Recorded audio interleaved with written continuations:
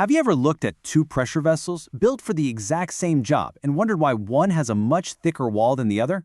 It's a fantastic question, and today we're going to dive into the one concept that explains it all, the joint efficiency factor.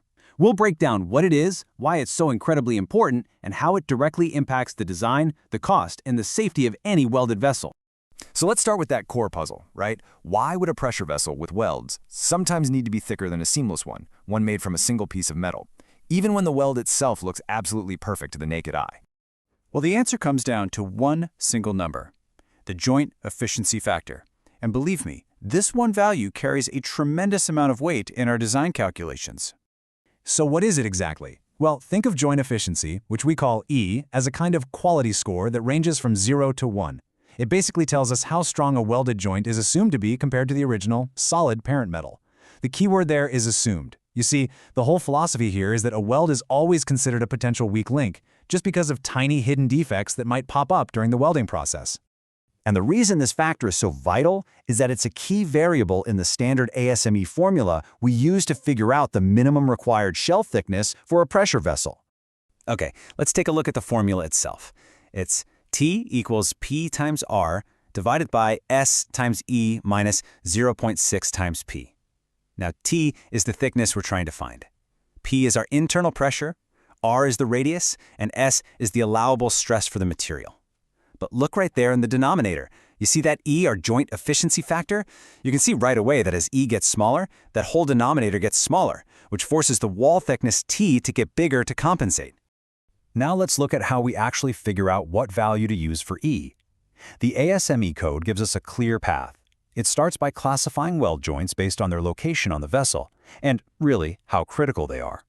The code sorts welds into four main categories. The two we really focus on are A and B. Category A joints are your longitudinal seams, the ones that run along the length of the shell. Category B joints are the circumferential ones that go around it, kind of like hoops on a barrel.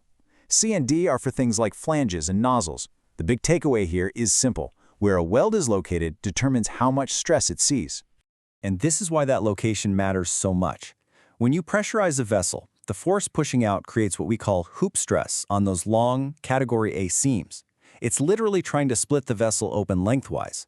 Now that hoop stress is actually twice as high as the axial stress that pulls on the circumferential Category B seams. Because of that 2-to-1 difference, those Category A welds are by far the most critical joints on the entire vessel. Okay, so we've got the location figured out. Now let's look at the next layer of classification, the actual construction type of the weld itself. This is all laid out for us in ASME table UW-12. You can really think of this as a hierarchy, from strongest to weakest.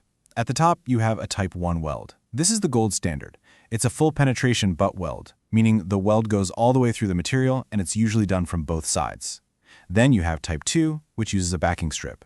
And finally, Type 3, the weakest, is a single-sided weld with no backing. For any serious application, Type 1 is what you're going to be designing for. And now we get to the heart of the matter. We have our weld location and our weld type. The final piece of the puzzle, and you could argue it's the most important one, is the level of inspection that we perform. We're talking specifically about radiographic testing, or RT, which is basically an X-ray for welds. This table really says it all. It shows a direct link between how much you inspect and the joint efficiency you're allowed to use. If you do full radiography on a Type 1 weld, you've proven its quality, so you get to use an E value of E equals 1.0.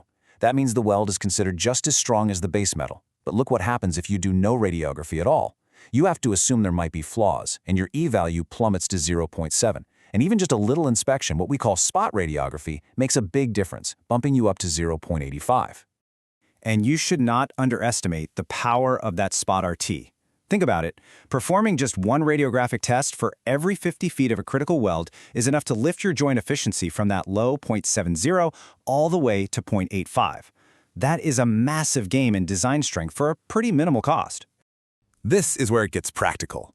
Let's put all this together and see how this choice, to inspect or not to inspect, really impacts the final design in terms of real-world material, cost, and safety. So let's compare two identical vessels. In Scenario 1, we decide to invest in full radiography, which gives us that perfect joint efficiency of 1.0.